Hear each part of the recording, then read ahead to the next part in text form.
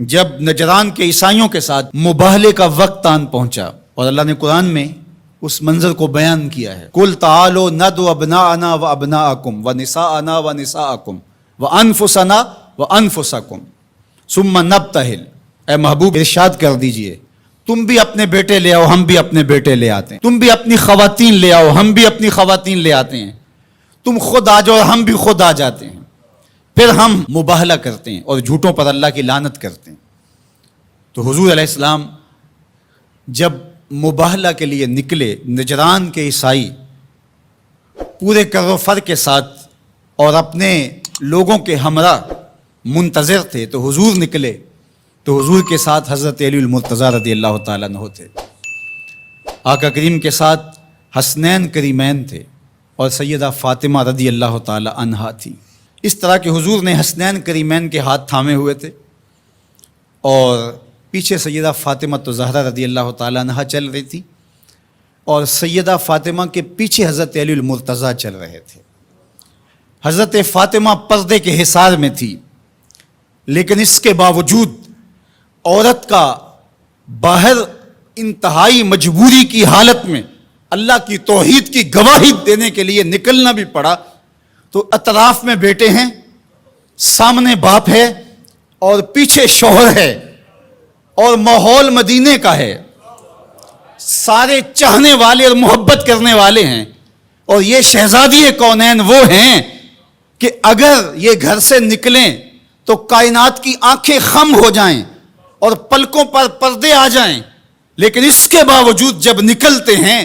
بلکہ میں نے کہیں پڑھا کہ آپ کے قدموں کے نشان پر حضرت علی المرتضیٰ رضی اللہ تعالیٰ عنہ قدم رکھتے کہ قدموں کا نشان بھی باقی نہ بچے۔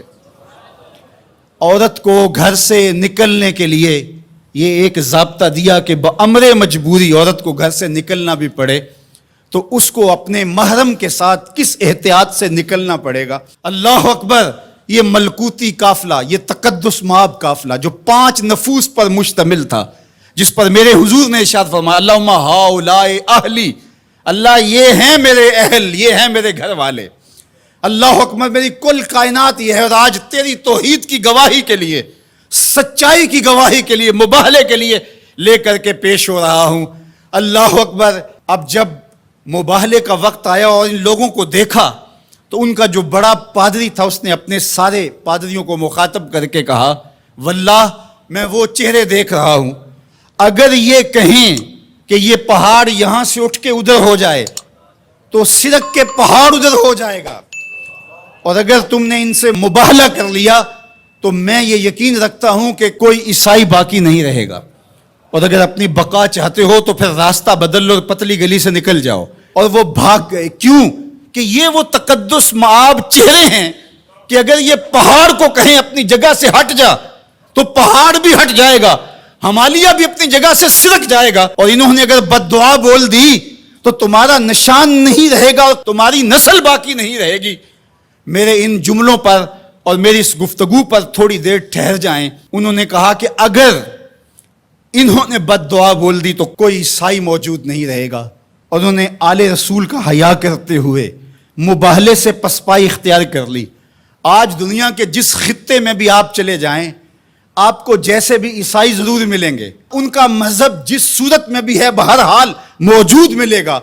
لیکن جنہوں نے حیا نہیں کیا اس یزید کی نسل آپ کو کہیں بھی نہیں ملے گی، اس شمر کی اولاد آپ کو کہیں نہیں ملے گی، ابن زیاد کی نسل آپ کو کہیں نہیں ملے گی۔ میں نے تو دنیا گھومی ہے، مجھے آج تک کوئی شخص نہیں ملا جس نے کہا میں یزید کی اولاد سے ہوں، آج تک کوئی شخص نہیں ملا جس نے کہا کہ میں اتنی پشتوں میں جا کے خولی سے ملتا ہوں،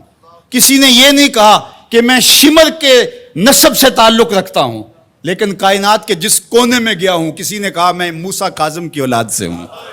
کسی نے کہا میں جعفر صادق کی اولاد سے ہوں، کسی نے کہا میں امام علی رضا کی اولاد سے ہوں، میں حسنی سید ہوں، میں حسینی سید ہوں۔ تو یار نام تو ان کا باقی رہا، تو یزید کا تو نشان مٹ گیا، تشخص بھی مٹ گیا، اور حسین کے روزے پہ آج بھی جھنڈے جھولتے دکھائی دیتے ہیں۔ فخر کا دل میں دریچہ باز کرنا چاہیے، جن کا تو آقا ہے ان کو ناز کرنا چاہیے۔ ہمارے لیے فخر ہے کہ ہم حسینی ہیں، حسینی ہونا اعزاز ہے، حضور کی آل کی محبت اور ان کی ولا یہ ہمارے سینوں کا اجالا ہے، یہ باطن کی روشنی ہے۔ اقبال کہتا ہے کہ آج اگر آپ میرے اندر ایمان کی حرارت دیکھتے ہیں اور اسلام کا حقیقی فلسفہ اگر میرے نوک قلم سے ٹپکتا ہوا دیکھتے ہیں تو یہ نور، یہ اجالے اور یہ روشنیاں مجھے نصیب کس چوکھٹ سے ہوئی؟ از ولائے دودھ مانش زندہ ہم۔ میرے باطن کی حرارت اور توانائی کا سبب یہ ہے کہ میں حضور کی اولاد سے پیار کرتا ہوں۔ اللہ اکبر۔ در جہاں مثل گوہر تابندام، کہا کہ یہ عکس جمال رسالت معاب اور پھر عکس اہل بیت نبوت ہے کہ آپ کو میرا چہرہ چمکتا ہوا دکھائی دیتا ہے، تو یہ زندگی اور یہ حرارت جو ہے وہ اہل بیت نبوت کے سبب سے نصیب ہوتی ہے۔